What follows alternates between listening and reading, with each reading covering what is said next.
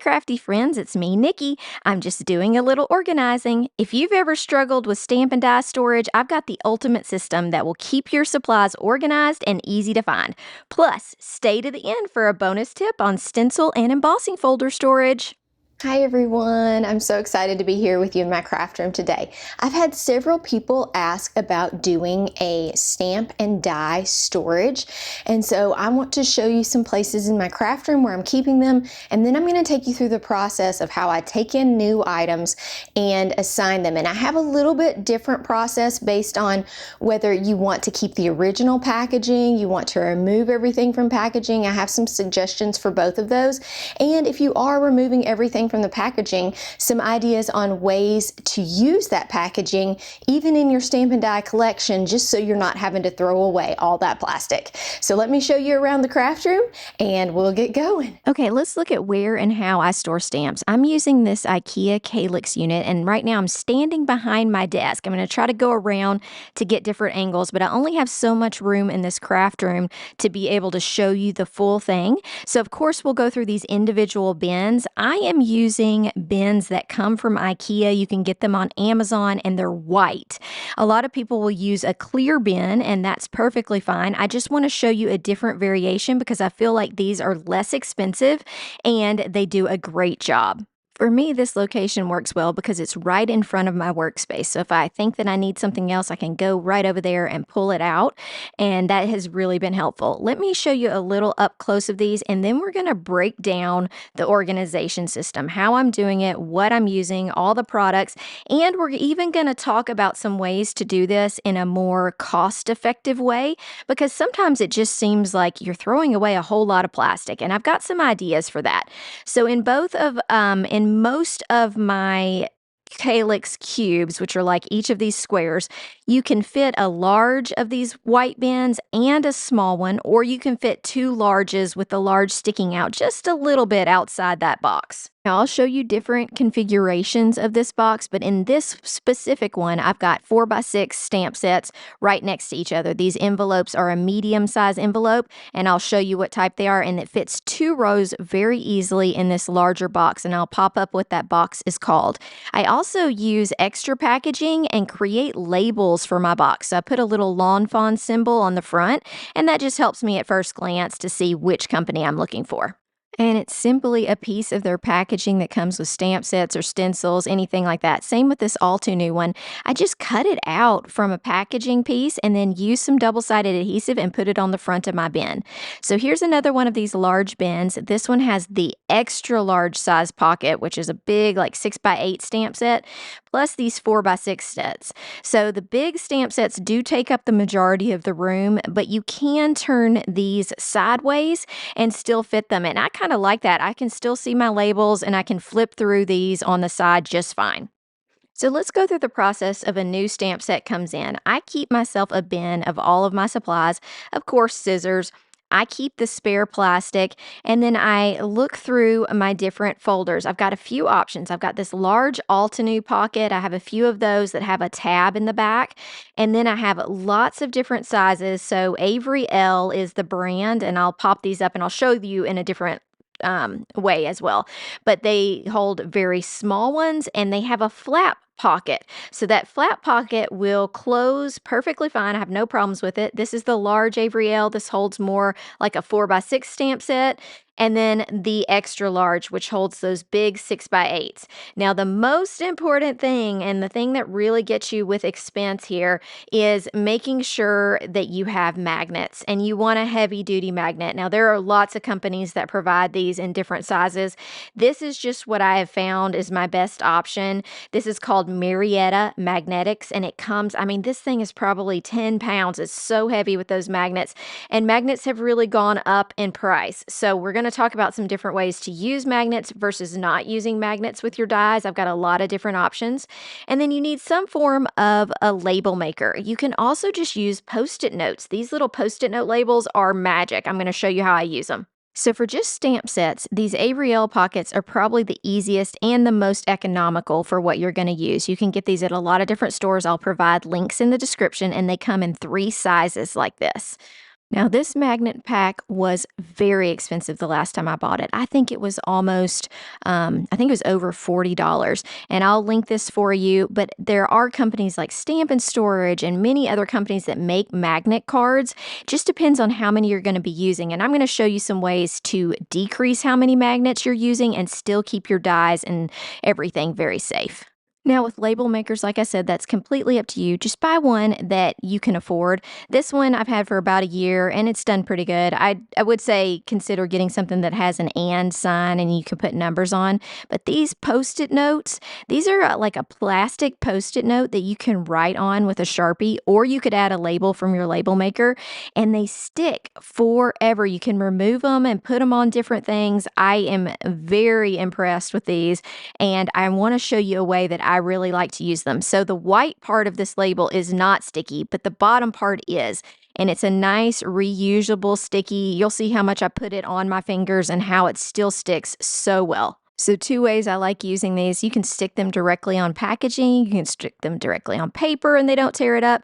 But check this out with your embossing folders. If you decide you're not keeping your original packaging of embossing folders and you just want to add a way to easily flip through and see what the name is, these are perfect. Look at this. You can just stick it on the top of your embossing folder and then you can take it off when you're using the embossing folder and put it back on at the end.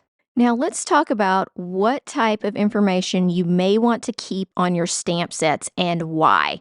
I bet you didn't know about this hidden organization system, and each stamp company may have something different, but Altenew has these ribbons on the top of each of their stamp sets, specifically layered stamp sets, and each one has a different meaning. So I always keep the stamp insert because, one, it has some ideas on the inside, but this is an easy way to organize things in your bin based on these colors, and I will pop up a little diagram with what they mean, but it can help you organize based on sentiments, florals, edible things like donuts and that kind of stuff, different nature scenes. So just consider keeping those inserts, especially for Altenew.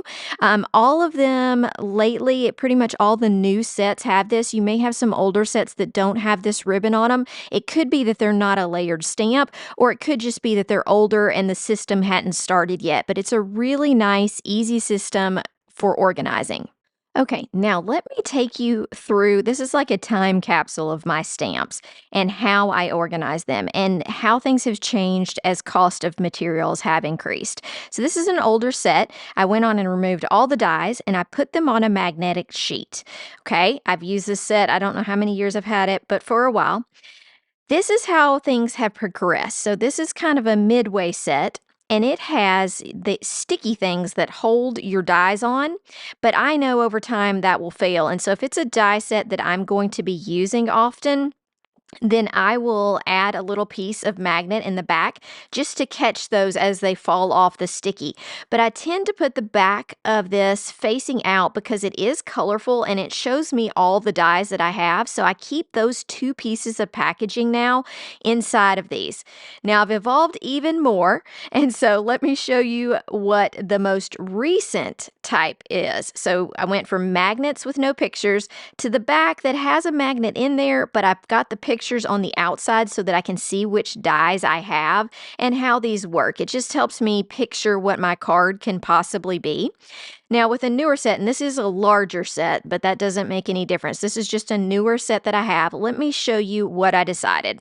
So I've still got that picture facing out, but I tend to be more cautious on my use of magnets, and that's mainly because of the cost, but also because the adhesive that they're using to hold them to these things is a little bit more, I guess it's stronger. And also, if the set does not have a ton of die pieces, I don't see a reason to waste a really large magnet on this when it's sticking to this piece of paper. Sometimes I'll even use a piece of washi tape to tape it down if the sticky has gone away. But if I've only got two large dies in this set, that is going to cost quite a bit to create a magnet sheet for every single one. So let me show you generally as a stamp set comes in. This is in the original packaging, and I actually stuffed the die inside the original packaging, which is an option. And sometimes I'll leave things in original packaging and even label the original packaging, no problem. For this one, I'm going to go ahead and take it out. I know I'm going to be using this set again, and I know that I'm going to use it often. So I'm going to go ahead and trim down my inside so that it fits. Remember, you want to look at what you're going to be trimming off. Do you want to trim from the bottom? Do you want to trim from the top? I usually do a little bit of both so that I can not cut the inside up as much. And as long as I've still got that little ribbon there, it's going to help me with my organization system. So I'm going to trim this one from the top and the bottom. I'm going to keep my original packaging in a pile, and I'm going to show you ways to upcycle that later. So for this one, I trimmed that little bit off the top, a little bit off the bottom, and then it fits perfectly in my envelope. Now it's got a little small die set, and so especially with a little small die set, usually I don't see the purpose of having a magnet unless these just start falling off. But since this is a newer one and I know that adhesive is pretty good, I usually flip it.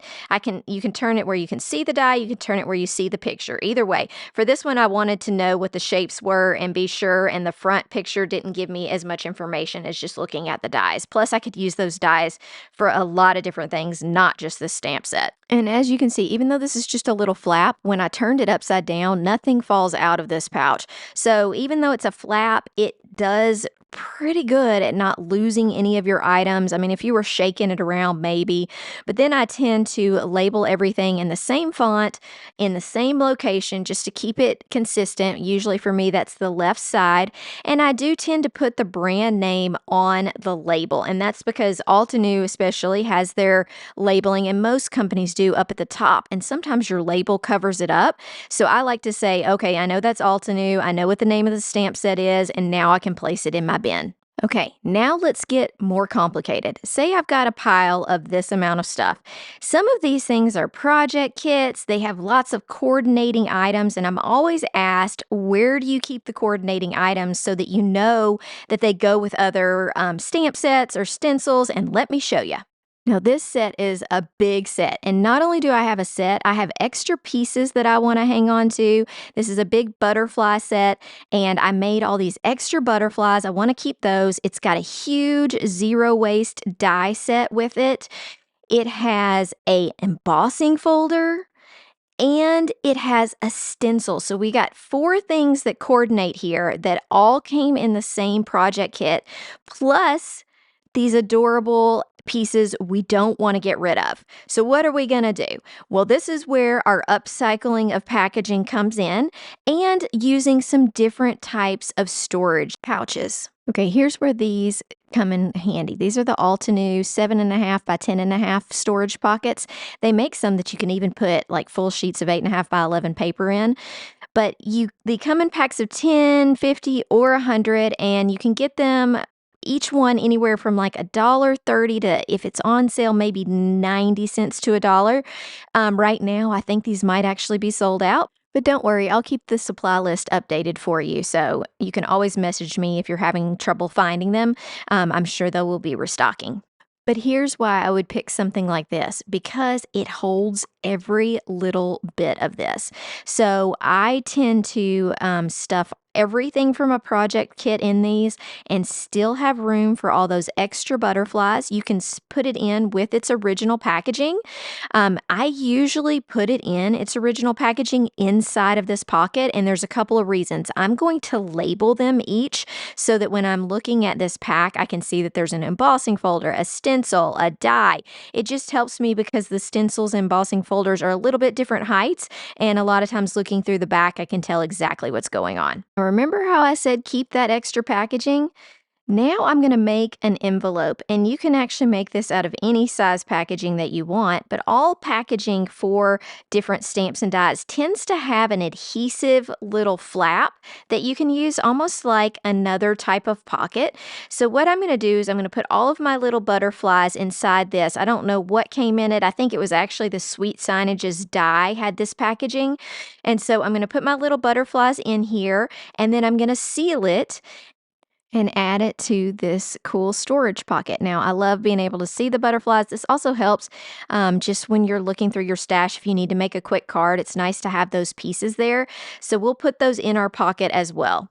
It has this huge no-waste die, and it's got a really sticky band on the back, but it makes it a little hard to get off the packaging. So I think I'm going to go ahead and add a piece of magnet instead of having that stickiness. You could do it like this and use a whole piece of magnet, or you can just cut yourself a nice strip, and this magnet is so strong that will hold on to it. I'm going to cut a strip in the whole thought of just saving a little bit of money. On this one, the sticky is actually on the die, so I do this a lot if it's actually attached to the die. I use a piece of powder brush like my anti-static brush, and I just rub it over the sticky because that also sticks to stuff in your die cutting machine.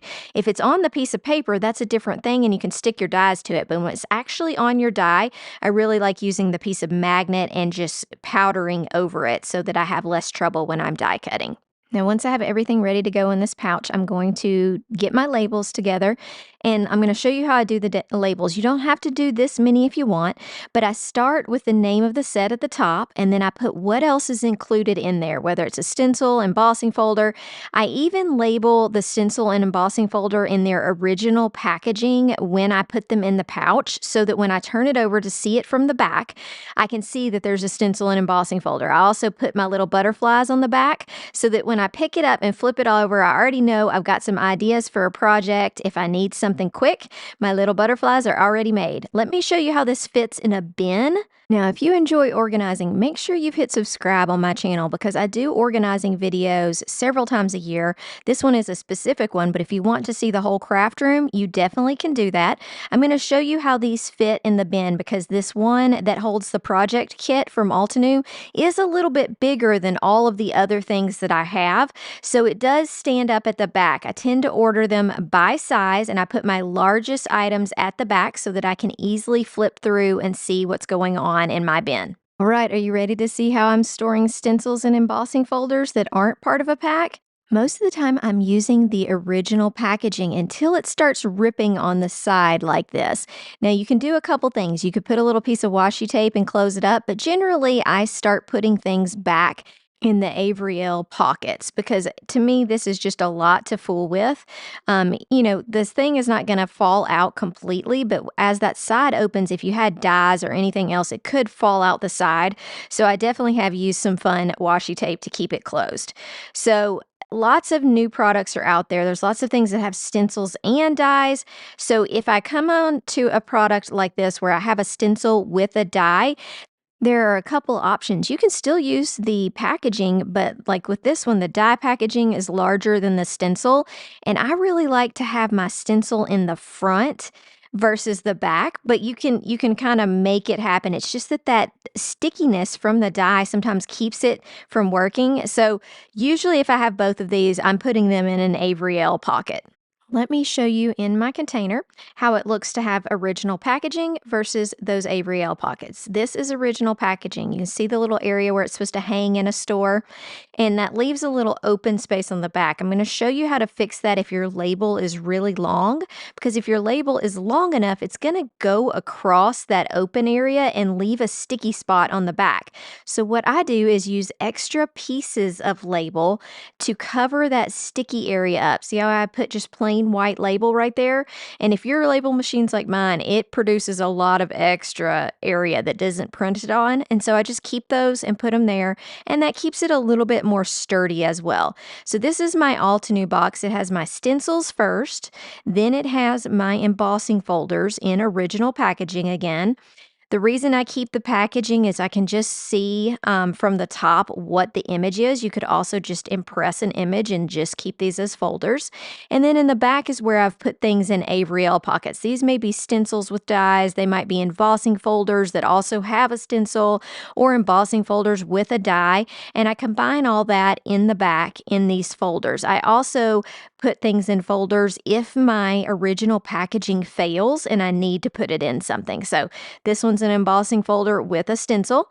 And that way I've got all of my coordinating items here, and I've got one entire bin that is for my stencils and embossing folders, because usually when I'm looking through and thinking about a project, I'm either picking stamps or stencils or embossing folders. I want to be able to go to different places to get those unless I'm using one of my big project kits like I showed you earlier.